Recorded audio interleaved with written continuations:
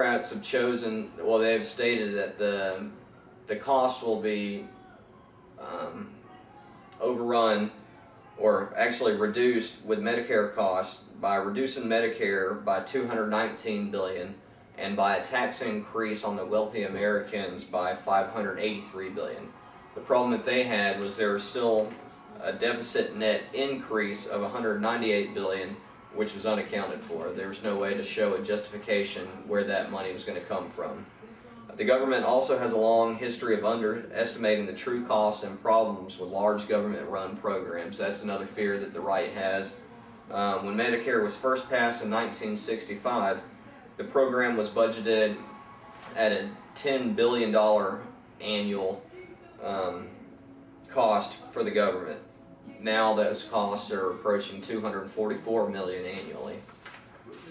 Also in 2003, the General Accounting Office testified before Congress that Medicare is a program that is vulnerable to waste, fraud, abuse, and mismanagement.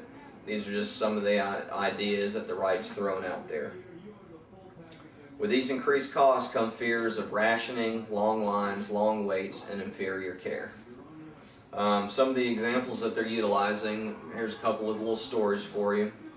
In 2006, there was a story. Great Britain has what's called the National Health Service.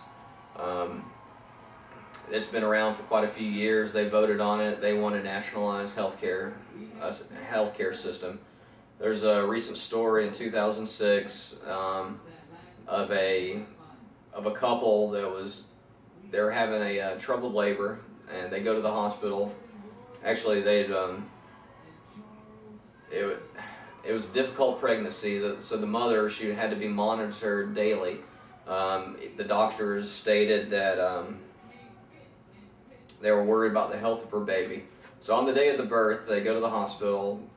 They reach the late L&D department, and they tell them that they are full. They'll just have to come back later. They go back home. Contractions start.